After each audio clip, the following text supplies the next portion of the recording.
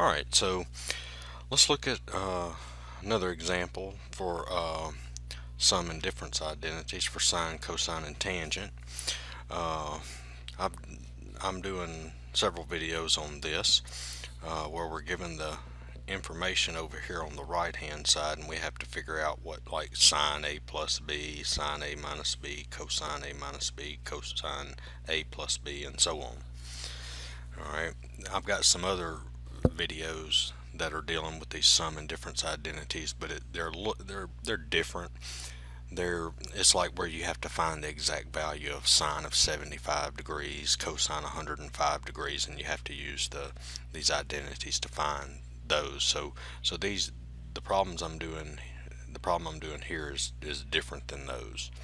And I'm doing one problem per video. Okay, these problems take a little while to work, so that's why I decided to split them up into one video each. Alright, so here's your formulas, and you have to remember these unless your teacher's nice enough to give you a formula sheet.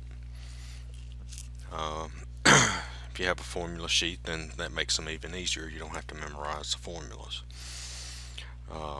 Alright, so let's look at our third example.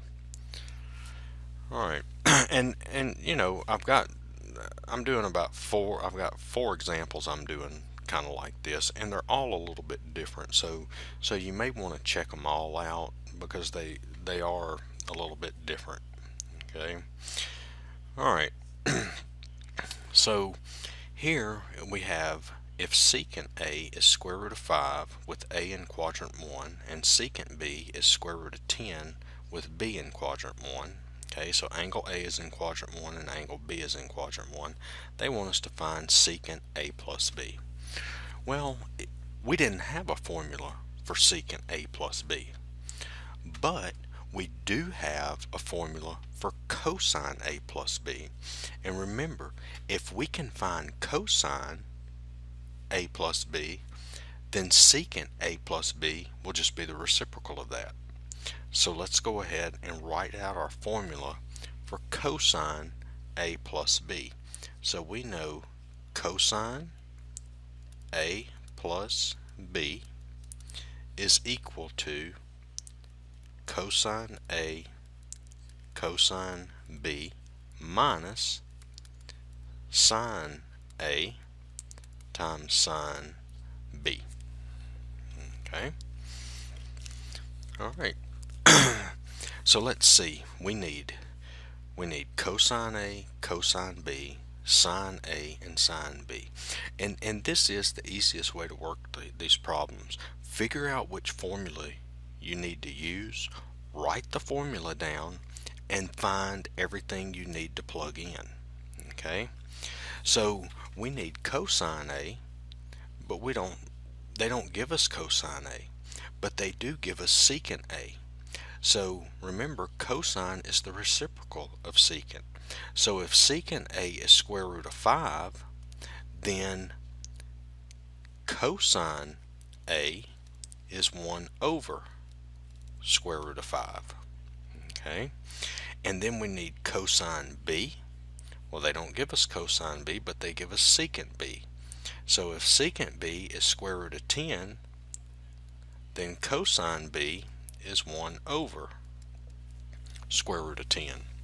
Now, if you notice, I didn't rationalize these denominators. And I'm not going to, because this is not my final answer. And when I get to my final answer, if I have a radical in my final answer, then I'll rationalize the denominator then. Okay? Alright. So let's see what we've got here. And sometimes it's easier to work these problems without rationalizing the denominator, because these are values that we're plugging in. And a lot of times it's just easier to not rationalize the denominator. And if we get to where we plug them in and we see that it might be easier to rationalize the denominator, then we'll rationalize them and do it that way. Alright, so let's see what else we need. Well, we need sine A and sine B. Well, they don't give us sine A and sine B. Alright, so we need to figure out what sine A is, and we need to figure out what sine B is. Well, to do that, I'm going to use the Pythagorean identities. And you've covered this. If you're at this point in trig, you've been over the Pythagorean identities. So since I have cosine A, I can find sine A because I know that sine squared A plus cosine squared A is equal to 1. So I can just take this 1 over square root of 5 and plug it into here. Okay, so I've got sine squared A plus, now cosine A is 1 over square root of 5. Okay, but this is cosine squared, so I have to square that, and that equals 1. So sine squared A is equal to, well, 1 squared is 1, square root of 5 squared is 5. I'm sorry, that's not equals. That's plus, equals 1.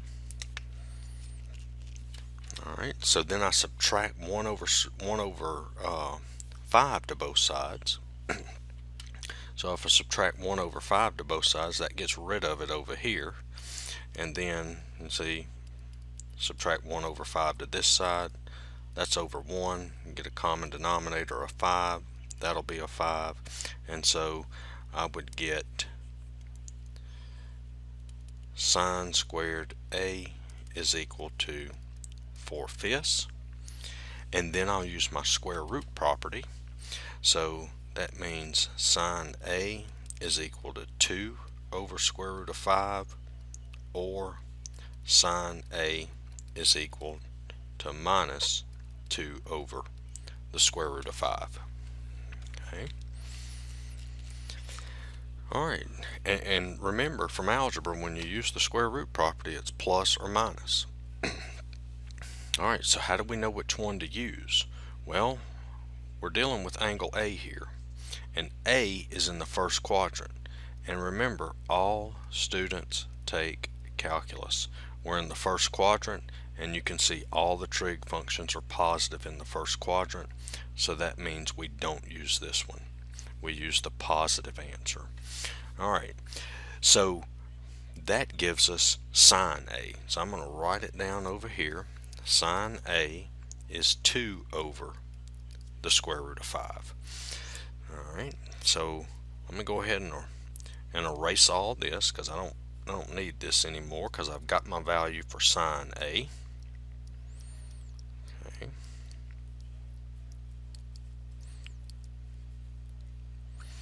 Alright, so now I need to find sine B. And I'm going to do that the same way that I found sine A. Because I have cosine B, I can find sine B. And so I have sine squared B plus cosine squared B is equal to 1. So I'm going to plug this 1 over square root of 10 in for cosine. So sine squared B plus 1 over the square root of 10, that's cosine. And remember, this is cosine squared, so I have to square it, equals 1. Now, let's see. I've got sine squared B plus, and then when I square this, 1 squared is 1, square root of 10 squared is 10, and that equals 1. So now, when I subtract 1 over 10 to both sides, that's going to get rid of it over here, and I'll be subtracting the 1 over 10 here. That's over 1, so I get my common denominator of 10, so that'll make the numerator 10. And so I get sine squared B is equal to 9 over 10, and then I use my square root property, so sine B is 3 over the square root of 10, or sine B is equal to negative 3 over the square root of 10. Okay. Remember, square root property, it's plus or minus. Alright, well, we're dealing with angle B here. Angle B is in the first quadrant, and we know that sine is positive in the first quadrant, so that one's not my answer, it's this one. Okay, so now I have sine B, which is 3 over the square root of 10. Alright, and notice I haven't rationalized the denominator yet. And the reason is because it's not my final answer. I mean, you can rationalize the denominator right here if you want, but it might make it a little tougher to work the problem. Okay, might make the arithmetic a little messier. Alright, so now I've got sine B, so let's get all this out of the way because I don't need it anymore. If you need to look at that again, you can rewind the video and take a look at it again, how I worked it. Alright. Alright, so I can go ahead and figure out what cosine A plus B is. Alright, so cosine A plus B, let me change colors. Cosine A plus B is cosine A. Well, what's cosine A? It's 1 over square root of 5. So that's 1 over the square root of 5 times cosine B, which is 1 over square root of 10. Okay, minus sine A, which is 2 over square root of 5, times sine B, which is 3 over square root of 10. Alright, so I multiply this. That's going to give me 1 over square root of 50 minus 6 over square root of 50. So this is going to give me negative 5 over the square root of 50. Alright, now remember, we're looking for secant A plus B, and we have cosine A plus B. So secant A plus B is equal to the reciprocal of this. That's negative square root of 50 over 5. Alright, now it looks like I can simplify this. So this is going to be negative square root of 25 times 2 over 5. Remember how to simplify radicals? Alright, so that's going to be negative, and square root of 25 is 5, square root of 2 over 5. My 5's cancel, so I'm left with negative square root of 2. And there is secant A plus B. Alright, so I hope this video has helped. Hope you'll check out my other videos. And like I said, they're similar it's this type of problem, but they are different. Okay, the technique, the things that we're doing, they're different. Like change. Like in some of the problems, they give you sine A and cosine B.